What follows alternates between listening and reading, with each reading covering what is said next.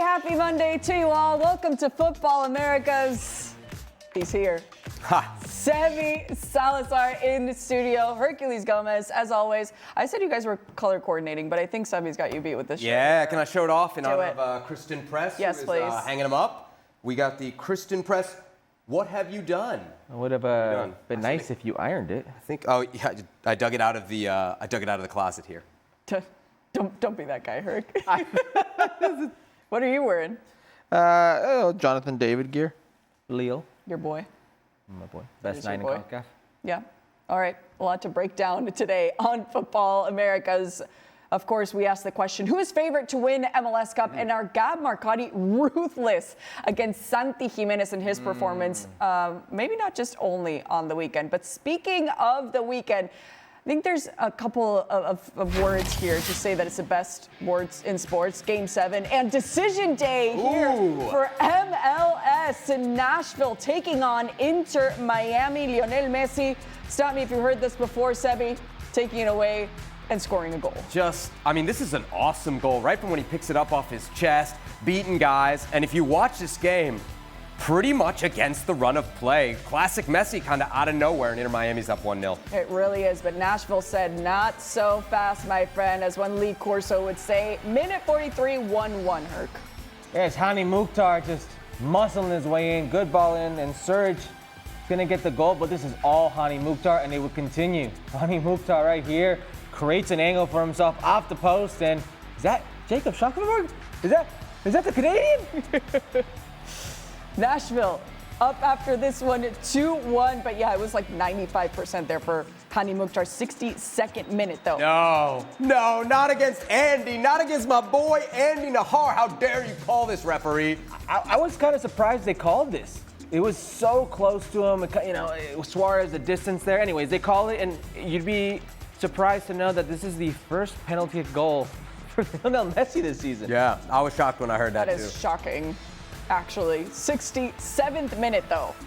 Inter Miami now up 3-2. There was a lot of conversation about whether this was an assist or not for Lionel Messi. It was a great pass, but it was definitely not an assist. Yeah. Beautiful turn, and Luis Suarez. What's going on here where Ian Frey finds himself in that position to lay this ball off like he's a 9? Look at this. Like he's a 9, beautiful layoff, and then Messi doing what he does, just curls it in. Yeah, we're pointing out Messi's assist as well because, one, he's Lionel Messi, and we'll talk about that, why it's so important. Messi, again, another assist, Sebi. Classic unselfishness. He could have scored there easily. He could have had his 4th, but just wanted to get his guys involved. Really nice touch and a really nice finish. Oh, yeah. All right, let's take it to some notes on what we saw from Lionel Messi's night. Just rocking goals in Nashville. 10 goals against Nashville. That's his most against a single rival with Inter Miami in all competitions. It's his second career hat trick with Inter Miami. Last one he had October 19th, 2024. He had 5 goals this season in MLS against Nashville, 3 more than any other player. Nashville at home had 12 goals against them, and here's Lionel Messi scoring 3. Here's Inter Miami scoring 5. So it was an impressive night on an impressive night here for now the official golden boot of the season, Sebi. There's so many ways that we can describe him, but how would you describe Lionel Messi's season? I just think we have to be so appreciative of a guy who's willing to commit to the bit. We've seen so many guys over the years come to this league and in whatever different way you want to kind of slice it, not really be up for it. This is the greatest player of all time, and he never ceases to amaze, and he especially goes after it in the critical moments. I'm still taken aback, and I know it was a couple friendlies against Venezuela and Puerto Rico, that he leaves Argentina's camp to come back to the United States and play against Atlanta United. He's doing that because he cares about Inter Miami. Not just the Golden Boot, by the way. At that point, they're still in the Shield race. So the fact that we have the greatest player of all time here, and that he's so committed, not just to kind of team success, but his own individual glory, hunting this Golden Boot, I think is amazing. And then I think the other thing that I learned or just take away from this game is the ruthlessness of kind of the elite players, especially a Messi, versus what we see in MLS. And I think it's why he shines so much. This was the first moment of the game for Inter Miami. It's their first chance. By this time, Nashville could have been up 3 or 4-0. And I think we see it, Nashville's players, they're not as efficient around goal. This guy gets 1/2 of one chance and he scores. And I know they didn't give an assist on the 4th goal, but the pass he hits splits 3 guys in about a 12-yard window. I mean, it's just stuff that really I don't think anybody else on the planet can do, regardless of the level of. Listen to what Sebi just said for a second. Not as efficient players in Nashville as Messi. Serge was fighting for the Golden Boot, and Hani Mukhtar is a former Golden Boot and former MLS MVP of this league, and they're still not at the level of a Messi. He's beyond any player in this league. Despite his age, he just takes over. This is a player who is fighting for the Golden Boot, is fighting to break records, and scored his first penalty kick goal in this game. He also missed one before when the Panenka versus New England. I believe it was New England, was it? Montreal, if I believe. I don't know who it was. One of those teams he missed the penalty kick against. And he's also giving penalty kicks away to his teammates. Yeah. To players trying to make a name for themselves on the team. So he's given up goal contributions. And for us, it's like we're looking at him of making history here. He's looking at it as another day in the office. It was Charlotte, by the way. Thank you, producer Beto. This is another day in the office for him. This is what he does. This is what he's always been doing. So while we are amazed to see what he does at this age, he's not amazed to do what he does at this age. It's one thing committing to the bit. It's another thing to be able to actually do it. And that's what surprised me at his age. Yeah, at his age especially, the commitment to also stay fit, because you can't just play around with that. We know that he hopped off the plane and played that first game for Inter Miami. But how professional has Lionel Messi been here for Inter Miami? Yeah, it's interesting you talk about like staying fit and how important that is. For a long time around Messi, the conversation has been, well, this guy walks, right? He walks around the field. And I think people mostly thought it was for him to conserve energy, especially as he gets older. What I actually think now, seeing this Nashville match, is he does it part to conserve energy, and stay fit. I think he also does it to lure the other teams to sleep. I think when a guy's... What's that? Rope-a-dope. Yeah, it's a little bit like that. You know, when the other team is saying, hey, it's 30 minutes into this game. Messi's not really getting on the ball. Inter Miami's super vulnerable. We're about to bang through this door at any moment. He's so capable of finding the space, and I think in the instance of this goal, really creating it. Like, you can see you've talked about angry Messi before. Not angry, but like frustrated Messi. Didn't like how the game was going, and he wheels back 30, 40 yards from goal. He says, I'm not going to wait for it at the top of the box. I'm going to go get it. I'm going to beat 3 or 4 guys, and then I'm going to put it in the back of the net. Much better competition than what we're seeing now. Well, that's but I will never not be impressed by that. I'll just never not. That's the thing, is you're seeing him do it, and I'm sitting here thinking, like, how terrible defensively Nashville was in that moment. But what are you going to do? You force him away, he takes that way, and then he shoots from 30 and bends it in. You give him half a space, he takes advantage of it. You give him a sliver, and he's setting somebody else up, Luis Suarez, and then it's rebound into the goal. You think you're dominating. You think you're in control when you're really not. He's setting you up, and it's what he's always been doing. So I know it's Nashville. It's a recurring victim of his. I don't know if they knew it was going to line up this way, but certainly having to face Nashville in a series of 3 bodes well now for Inter Miami. Yeah, it seems like they're getting very much used to each other lately, Inter Miami and Nashville. We will never get used to seeing Lionel Messi at such a high level. We want to be here forever with him, but we know things don't last forever. Carlos Vela isn't here anymore, but we were very much focused on that one assist that Lionel Messi needed to tie Carlos Vela's goal contribution of 49 when he did that in the 2019 season, of course, for LAFC. We put these two together to take us to the next question. Sebi, I'm going to start with you. Whose season was more impressive? Wow. All right, well, everybody in this show knows it's not easy for me to give Carlos Vela his flowers. But despite that, I'm going to say Carlos Vela because of one word that you used, Cristina, the word impressive, right? When Lionel Messi came here, I think we all knew exactly what he was going to do. I think I said it on the air. I said a goal and an assist a game, minimum. And that's basically what he's done, maybe even a little bit more. When Carlos Vela came here, I expected Carlos Vela to do very, very well in Major League Soccer. I did not expect him to put up numbers that eventually Lionel Messi would not be able to match. 34 goals in 34 games in a 34-game regular season. I think that's untouchable. I mean, if Messi can't really get close to it, who is? Joseph Martinez got what, 31? I think that's the other closest. I don't think anybody's ever going to break that 34-goal regular season mark if we stay at 34 matches. And the other thing, and of course, if Inter Miami wins MLS Cup, maybe I'm singing a different tune. I think LAFC was better in that year. They won the Shield. They set the points record. So not just from a Vela perspective, but for what it meant to his team, I think I got to go Carlos Vela. we could be having a very different conversation today if Don Garber, Major League Soccer, don't suspend Lionel Messi for the All-Star game. If the game he after, had an extra game and he plays it, because he played less games than Carlos Vela and missed it by 1. Now, Blaming this on Don Garber. it's a reality. It's a reality. He's had fewer games to do it. But I'm going to lean Carlos Vela, and only for one reason and one reason only. Carlos Vela had a nemesis that year. He had an actual rivalry, and the league was better for it.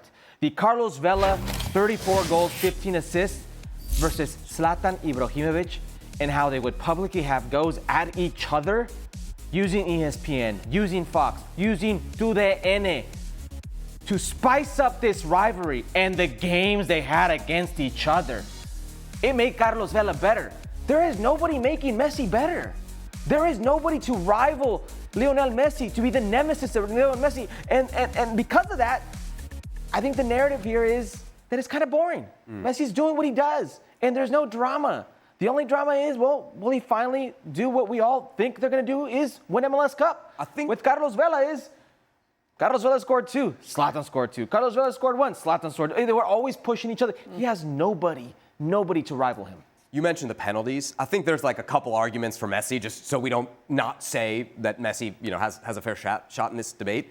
You mentioned the penalties. There were 9 for Carlos Vela in 2019. Yeah. So if we go off open play goals, it's actually Messi by like 2 or 3. And the other thing I think is age.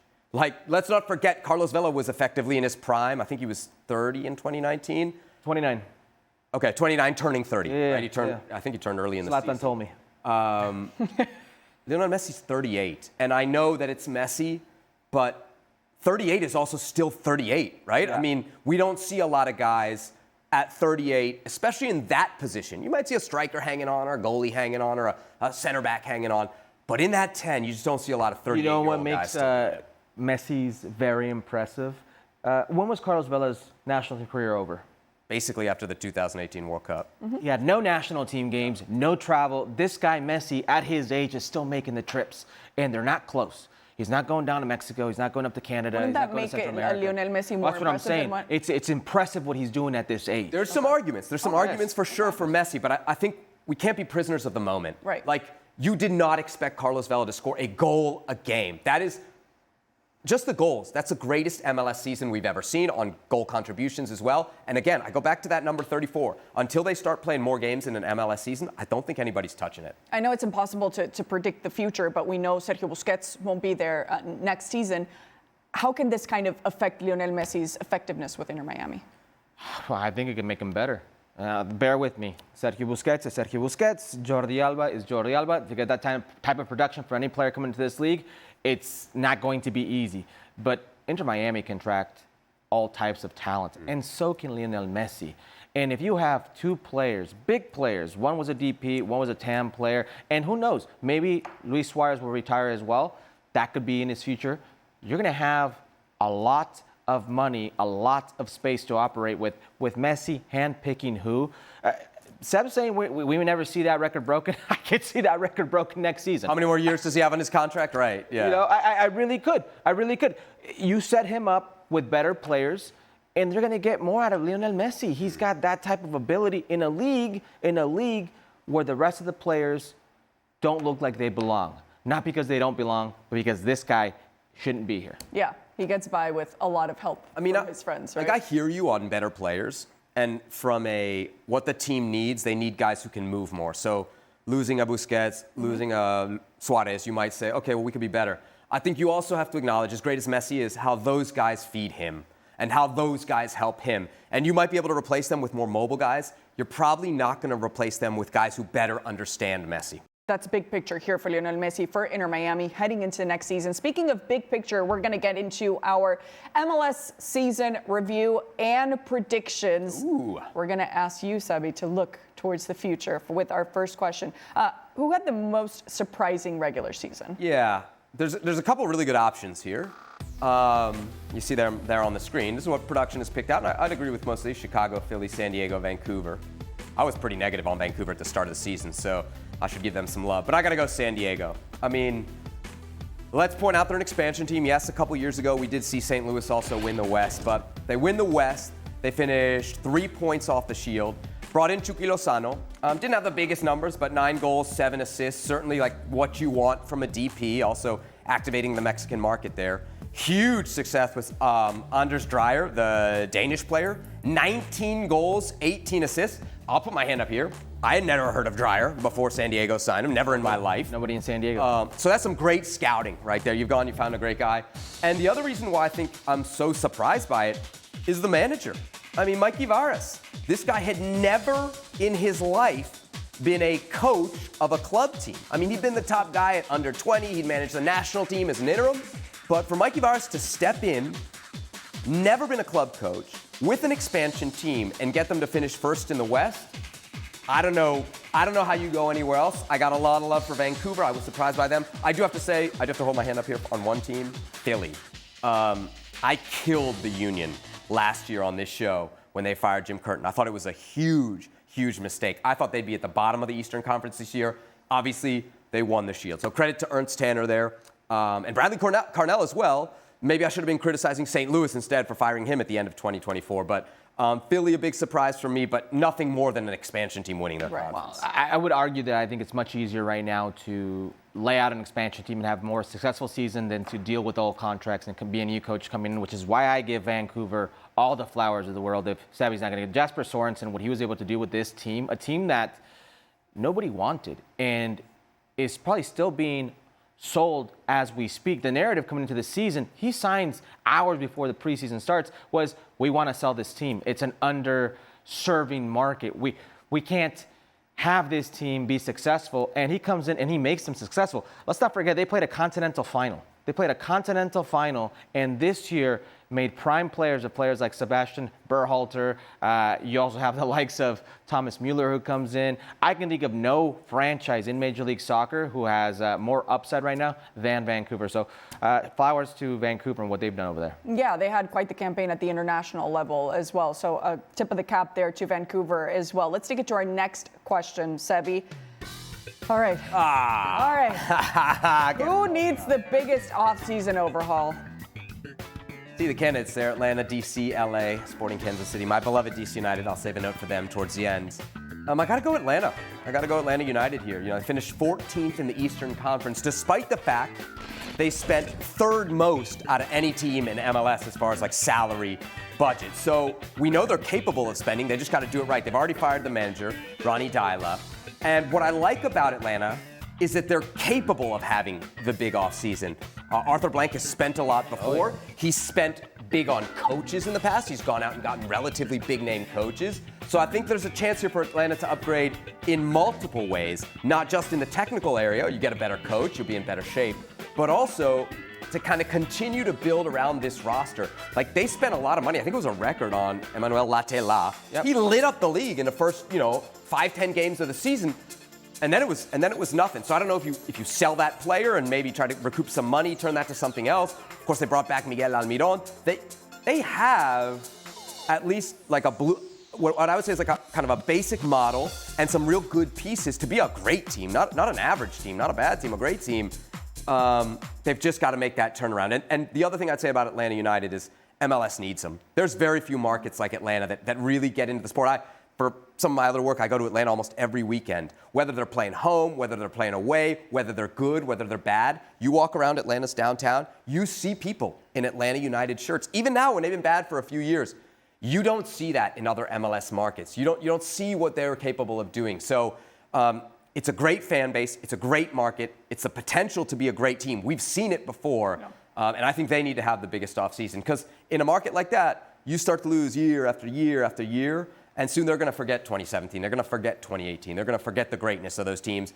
And you're not going to be putting 40,000 in the Mercedes-Benz Stadium. You're going to be putting 20,000. That's going to look bad.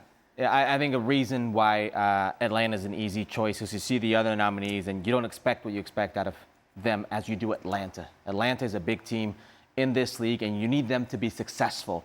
They were, and still are, putting some of the highest attendances worldwide. You don't expect that from LA Galaxy? Well, I think that's an off year because of what happened in their salary cap restrictions. So I will exclude them. Thank you for that. Yes, I will exclude them because just making sure. What happened, I don't think is what normally would happen, and salary restraints that come with being an MLS Cup champion. It's stupid MLS rules. Anyways, I can't believe we're not talking about DC United here. Oh, DC United on the Supporters Shield standings are the worst team in the league. Hey, we brought home a wooden spoon. They won 5 games. They could only muster 2 games at home that they've won. And this is a team that scored 30 goals. How many goals did Messi score? How many goals? Messi scored 29. They scored 1 more goal than Messi. With Benteke, by the way. With Benteke, by the way, who was great last season. They got rid of, I don't know how many players, citing the players as the problem. And here we are again talking about DC being I don't even want to say forgotten franchise, a franchise we want to forget about. Can I tell you why I didn't pick DC United? One, the point you just made, they're totally irrelevant. So I don't think anybody cares whether they're good or not. I think Atlanta's much more important to the league. The other thing I would say about DC United, and this is super important, they are not capacitated to have a big offseason. They don't have a front office, and they definitely don't have competent ownership. You look at Atlanta, you see competent ownership. You see a guy who owns an NFL team. You see a guy who's good at business. That's not DC United. Jason Levian's a joke as an owner. He's incompetent. And until Jason Levian sells the team and is no longer involved, DC United is not worth discussing on a national level program like this. Zero expectations until we see an important change then. All right, let's take it to some other expectations coming this season, because as we well discussed MLS Cup playoffs, we're seeing the bracket here on the screen. San Diego still waiting their rival here in the first round between Portland and RSL. Of course, Minnesota and Seattle. LAFC against Austin FC on that side in round 1. Vancouver FC Dallas on the other side. Philadelphia still waiting. Chicago or Orlando on that's Orlando too. Charlotte against New York City FC. Inter Miami, as we said, against Nashville and FC Cincinnati versus Cincy Columbus. That's tasty. First rounder. Yes, it is a tasty dish to kick off our postseason for MLS. Sebi, who is the favorite to win MLS Cup? Inter Miami, San Diego, Vancouver Whitecaps, Philly Union, or LAFC? Yeah, I mean, people can see the odds there on the screen. They probably think I'm chasing the value here, but I'm not. I think it's LAFC. Third right now in the West. And this basically, for me, is down to 2 dudes. Denny Bawanga and Heung-min Son. They have been incredible together. So good. I don't know, it's only been like 10 games for Son, but 43 goal involvements combined between those two. They're also coming in pretty hot. Of their last 8 games, they've only lost once. And they were putting up some big, crooked numbers in some of those games. 4 goals, 3 goals, just racking up goals left, right, and center. I also think maybe a little bit of an emotional play here. Steve Cherundolo getting ready to ride off into the sunset, maybe playing for their manager. Also a guy who, knows how to win MLS Cup. He Last Dance vibes. 3 years ago, exactly. I really think LAFC for me is not just the best value, but they're the team to pick here. I throw a word to Seattle. I think Seattle's a very, very good team that's always, worthy of consideration this late. It'll probably come down to Seattle, LAFC for me in the West. Ooh. And then, of course, you got to mention Inter Miami, out of the East. I just think this, they lack the coaching, and they are so vulnerable defensively. Again, Nashville, who's not some great team, could have had 3 or 4 goals in the opening half hour. Again, the Vancouver disrespect remains. LAFC would have to go through Vancouver to make it to MLS Cup. Listen, you could say what you want about how hot Son is and how hot Bawanga are. This is still an LAFC team that for large stretches of the season underwhelmed. And it's still an LAFC team that in past editions... Have they underwhelmed since Son's been there? Because that's the team now.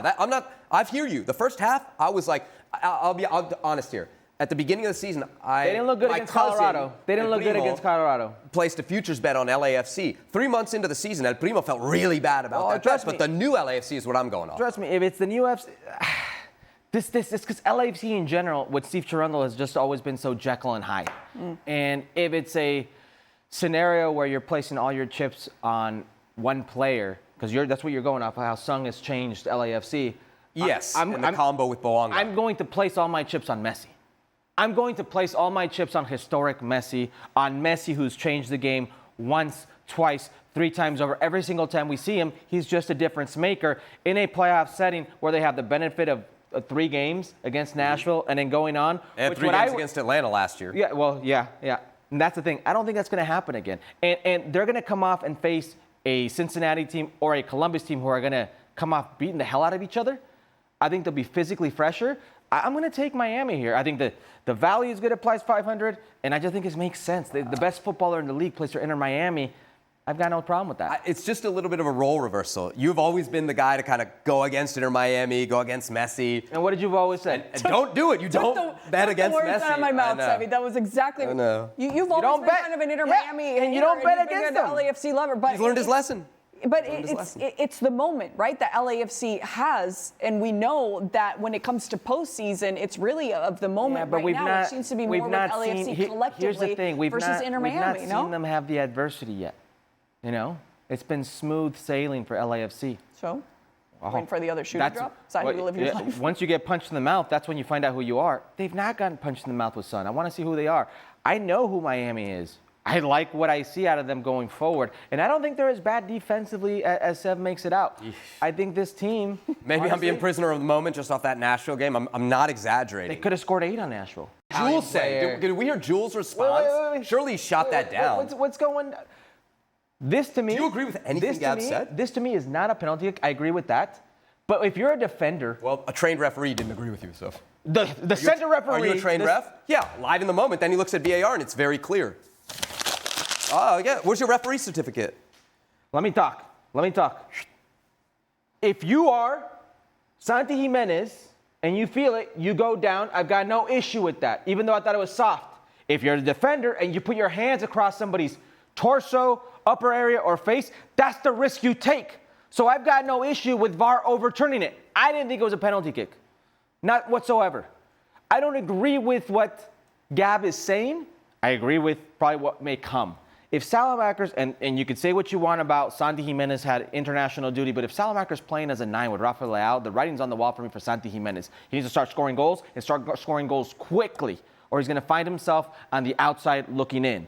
But I don't agree with what Gab was talking about, the religious, like, because you talk to God, because he is religious, that means you can't embellish a foul on the field. I don't agree with that one bit, but I do, for my money, not think it was a foul. Did you hear Allegri's explanation for why Santi didn't start? Because I thought it was weird too.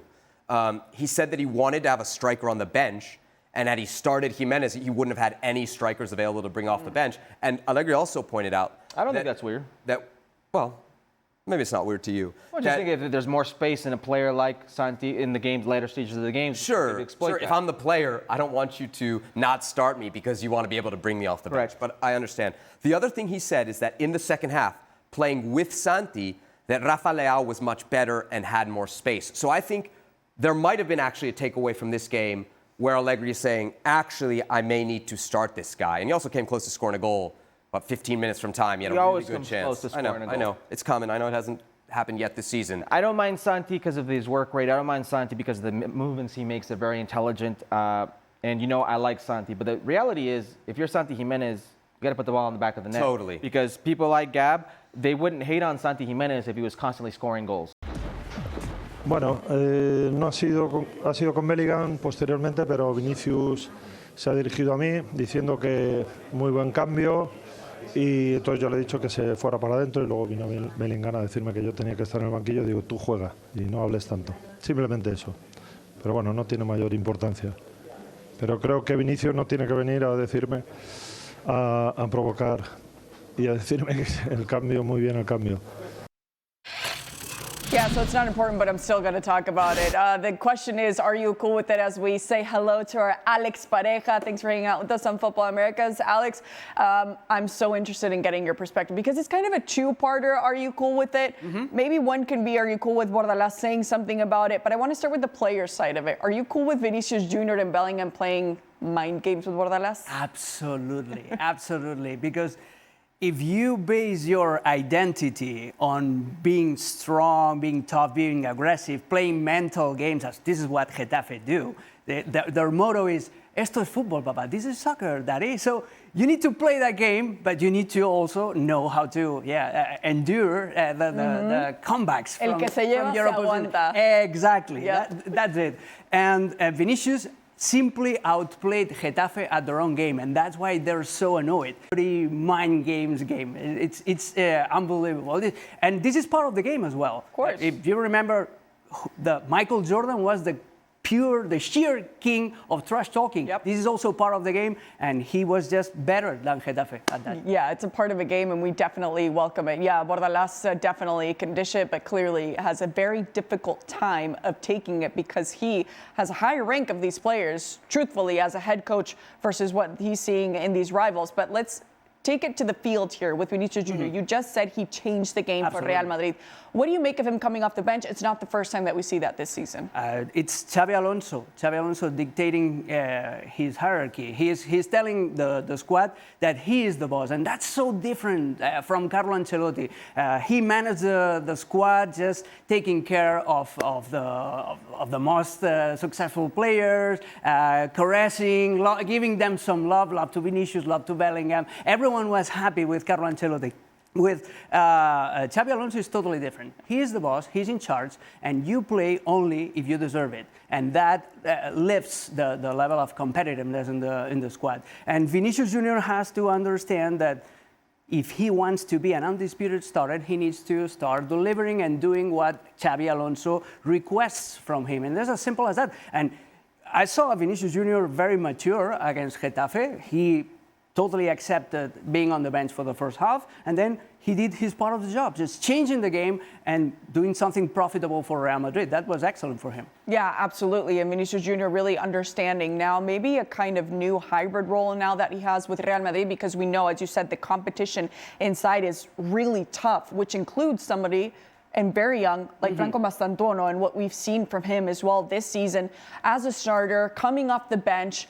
What has your overall impression been of someone who had interesting, I don't want to say really high expectations, interesting expectations from what we saw from him at River Plate and at such a young age here in La Liga? We need to trust the process with Franco Mastantuono. He's only 18. He only played 45 official games with River Plate before joining Real Madrid. They paid a lot of money for him, and we need to follow the patterns. Remember, especially talking about Vinicius Jr., remember Vinicius Jr. in his three first seasons with Real Madrid, he only scored 15 goals in all competitions in 3 seasons. So it took him a while to mature and to grow into what he was expected to be. Franco Mastantuono will go down the same path, same as Arda Güler. Arda Güler this season has grown a lot compared to the last season under Carlo Ancelotti. It's not only because there has been a managerial change, it is also because it takes you time. When you arrive to Real Madrid at such a young age, you need time to develop yourself. You need to establish confidence. You need to grow into your role, and they need time. I really like what I've seen of him, especially on the pitch, especially talking about his performance, and especially in defensive duties. He's very disciplined, very obedient, and he executes Xabi Alonso's game plan perfectly. So yesterday against Getafe, he was asked to stay wide, in wide areas, to kind of try to stretch out the back five of Getafe. He delivered. Sometimes he spent a lot of passages of the game not touching the ball, not having many interventions, but especially defensively speaking, we see this heat map: 12 tackles, 18 recoveries. So he's already a top 5 in this category.